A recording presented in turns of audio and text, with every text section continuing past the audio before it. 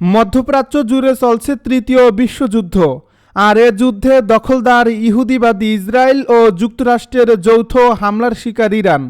আমাদের হাতে এসেছে এ যুদ্ধের গুরুত্বপূর্ণ আপডেট আন্তর্জাতিক সংবাদের শিরোনাম। শুরুতেই থাকছে যুদ্ধবিরতির পরও লেবাননে দফায় দফায় ইসরায়েলের হামলা। এদিকে যুদ্ধবিরতিতে ষড়যন্ত্র নিয়ে ডোনাল্ড ট্রাম্প এরদোয়ানের সতর্কবার্তা। আরও জানাবো পরমাণু কর্মসূচি নিয়ে ইরানের নতুন ঘোষণা।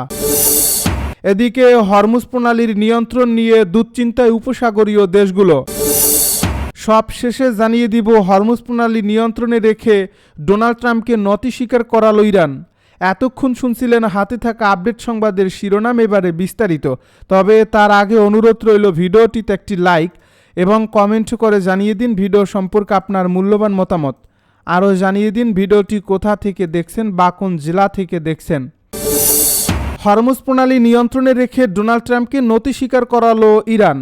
মার্কিন প্রেসিডেন্ট ডোনাল্ড ট্রাম্প ইরান ও যুক্তরাষ্ট্রের মধ্যে 2 সপ্তাহের অস্থায়ী যুদ্ধবিরতিকে পূর্ণাঙ্গ ও নিরঙ্কুশ বিজয় হিসেবে বর্ণনা করেছেন। তবে বিশ্লেষকরা বলছেন হরমুজ প্রণালীর উপর ইরানের নিয়ন্ত্রণই মূল বিজয়, যা বিশ্ব অর্থনীতিতে তার প্রভাব ধরে রাখতে সহায়ক হয়েছে। বিশ্বের গুরুত্বপূর্ণ জ্বালানি পরিবহন পথ খোলার উপর যুদ্ধবিরতির কার্যকারিতা নির্ভর করছে। এর ফলে তেহরান পরোক্ষভাবে বিশ্বের জ্বালানি বাজারে গুরুত্বপূর্ণ প্রভাব নিশ্চিত করেছে।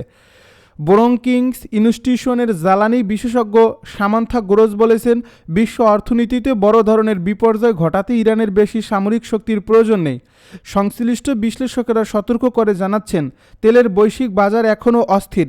তবে যুদ্ধবিরতির ঘোষণার পর অপরিশোধিত তেলের দাম 15 থেকে 20% কমেছে এবং ইউরোপে প্রাকৃতিক গ্যাসের দামও উল্লেখযোগ্যভাবে নেমেছে।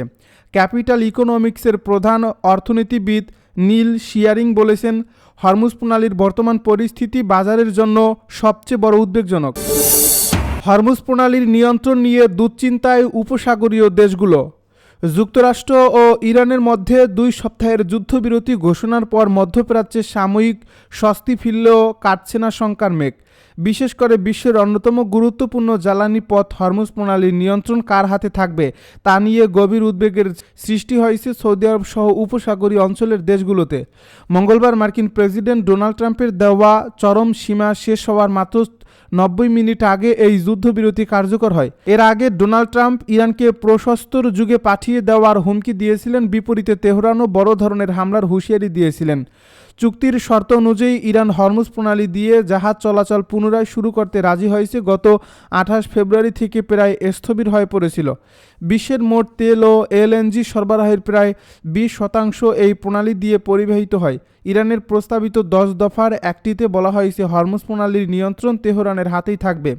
ইরানের পররাষ্ট্রমন্ত্রী আব্বাস আরাকচি স্পষ্ট করেছেন যে যুদ্ধবিরতির এই 2 সপ্তাহে জাহাজ চলাচল কেবল ইরানি সামরিক বাহিনীর সাথে সমন্বয় করেই সম্ভব হবে। উপসাগরীয় দেশগুলোর আশঙ্কা, মার্কিন প্রেসিডেন্ট ডোনাল্ড ট্রাম্প দ্রুত একটি রাজনৈতিক বিজয় পেতে গিয়ে ইরানের এই দাবি মেনে নিতে পারেন।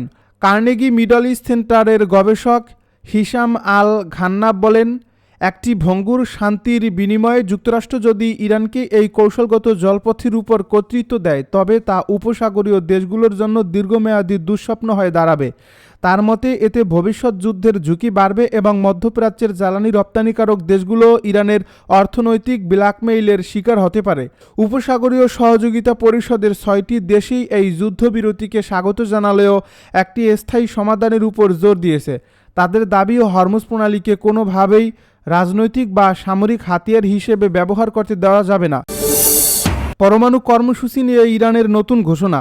যুক্তরাষ্ট্র বারবার বলছে যে ইরানকে পারমাণবিক কর্মসূচি চালাতে দেবে না বা সমৃদ্ধ করতে দেবে না।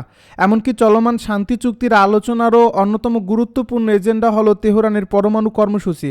তবে এই বৈঠকে বসার আগেই সিদ্ধান্ত জানিয়ে দিয়েছে ইরান। ইসলামী প্রজাতন্ত্রের পারমাণবিক শক্তি সংস্থার প্রধান বলেছেন, ইউরেনিয়াম সমৃদ্ধকরণ সীমিত করা হবে না। এই সংস্থার প্রধান মোহাম্মদ ইসলামি বলেছেন, দেশের ইউরেনিয়াম সমৃদ্ধকরণ কর্মসূচি সীমিত করা হবে না। ইরানি স্টুডেন্টস নিউজ এজেন্সির এক প্রতিবেদনে বলা হয়েছে, তিনি বলেন, শত্রুপক্ষ ইরানের সমৃদ্ধকরণ কর্মসূচিকে সীমাবদ্ধ করতে সফল হবে না।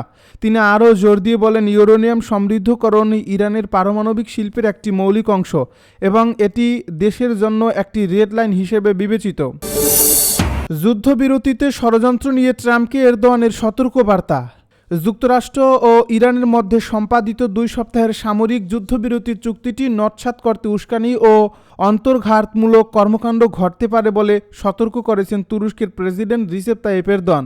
বুধবার মার্কিন প্রেসিডেন্ট ডোনাল্ড ট্রাম্পের সঙ্গে এক ফোনালাপে তিনি এই আশঙ্কা প্রকাশ করেন, খবর সৌদি গেজেটের। তুর্কি প্রেসিডেন্টের কার্যালয় থেকে জানানো হয়েছে, ফোনালাপে এরদোয়ান এই যুদ্ধবিরতি প্রক্রিয়াকে অত্যন্ত সংবেদনশীল হিসেবে উল্লেখ করেছেন। তিনি বলেন, শান্তি স্থাপনের এই সুযোগকে কোনোভাবেই নষ্ট হতে দেওয়া যাবে না। 2 সপ্তাহের এই সুযোগের জানালা কাজে লাগিয়ে একটি স্থায়ী শান্তি চুক্তিতে পৌঁছানোর উপর তিনি জোর দেন। সামাজিক যোগাযোগ মাধ্যম এক্সে দেওয়া এক বার্তায় এরদোয়ান আশা প্রকাশ করেন যে কোনো ধরনের উস্কানি ছাড়াই মাঠ পর্যায়ে এই যুদ্ধবিরতি পূর্ণাঙ্গভাবে কার্যকর হবে। গত 40 দিনের চরম উত্তেজনা ও মানবিক সংকটের পর এই সমঝোতাকে বিশ্ববাসীর জন্য স্বস্তির খবর বলে অভিহিত করেন এরদোয়ান। তিনি ডোনাল্ড ট্রাম্পকে বলেন, বিশ্বজুড়ে যে উত্তেজনা ও দুর্ভোগ তৈরি হয়েছিল তার নিরসনে এই 2 সপ্তাহ অত্যন্ত গুরুত্বপূর্ণ। একে কাজে লাগিয়ে একটি দীর্ঘমেয়াদী সমাধানে পৌঁছাতে হবে। তুরস্ক এই শান্তি প্রক্রিয়া সফল করতে সব ধরনের সহযোগিতা দেবে বলেও তিনি প্রতিশ্রুতি দেন। এদিকে যুদ্ধবিরতির ঘোষণার পরপরই প্রতিবেশী দেশ হিসেবে ইরানের পাশে দাঁড়িয়েছে তুরস্ক। তুরস্কের স্বাস্থ্যমন্ত্রী কামাল ম্যামিসুগলু জানিয়েছে, চিকিৎসা ও ঔষধ সরঞ্জাম বোঝাই 3টি ট্রাক ইতিমধ্যে ইরানের উদ্দেশ্যে পাঠানো হয়েছে। যুদ্ধবিরতির পরও লেবাননে দফায় দফায় ইসরায়েলের হামলা।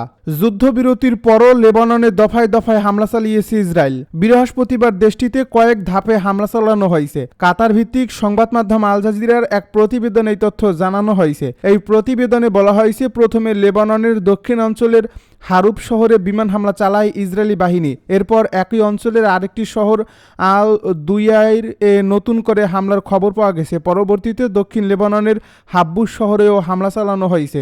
এর আগে যুক্তরাষ্ট্র ও ইরানের মধ্যে যুদ্ধবিরতি ঘোষণার মাত্র কয়েক ঘন্টার ব্যবধানে লেবানন জুড়ে ইসরায়েলি বাহিনীর ইতিহাসের অন্যতম ভয়াবহ বিমান হামলায় অন্তত 254 জন নিহত হয়েছেন। বুধবার কোনো আগাম সতর্কবার্তা ছাড়াই বৈরুত সহ লেবাননের জনবহুল বাণিজ্যিক ও আবাসিক এলাকাগুলোতে এই তাণ্ডব লীলা চালানো হয়। লেবাননের সিভিল ডিফেন্স জানিয়েছে, এই হামলায় 1165 জনেরও বেশি মানুষ আহত হয়েছেন, যাদের অনেকের অবস্থা আশঙ্কাজনক। কাতার ভিত্তিক গণমাধ্যম আল জাজিরা এই তথ্য নিশ্চিত করেছে। লেবাননের স্বাস্থ্যমন্ত্রী রাকান নাসিরউদ্দিন এই পরিস্থিতিকে একটি বিপজ্জনক উস্কানি হিসেবে অভিহিত করেছেন। তিনি জানান, ইসরায়েল দেশজুড়ে 100টিরও বেশি বিমান হামলা চালিয়েছে। বৈরুতের আকাশ বর্তমানে কালো ধোঁয়ায় আচ্ছন্ন এবং শহর জুড়ে আতঙ্কিত মানুষের আর্তনাদ শোনা যাচ্ছে। লেবাননের রেড ক্রুজ জানিয়েছে, 100টি অ্যাম্বুলেন্স নিরবচ্ছিন্নভাবে হতাহতদের হাসপাতালে পৌঁছে দেওয়ার কাজ করছে। দেশটির প্রধানমন্ত্রী নওয়াব সালাম অভিযোগ করেছেন, ইসরায়েল আন্তর্জাতিক আইন এবং মানবাধিকার তোয়াক্কা না করে সুপরিকল্পিতভাবে নিরাপদ বেসামরিক নাগরিকদের লক্ষ্যবস্তু বানাচ্ছে। ইসরায়েলের প্রতিরক্ষা বাহিনী ইসরায়েল কাটস এই অভিযানকে হিজবুল্লাহর কমান্ডো সেন্টারকে লক্ষ্য করে চালানো সবচেয়ে বড় এবং সমন্বিত আঘাত হিসেবে দাবি করছেন। তার মতে অপারেশন বিপার্স এর পর এটিই করছে, যদিও অধিকাংশ লক্ষ্যবস্তু ঘনবসতিপূর্ণ এলাকার প্রাণকেন্দ্রে অবস্থিত।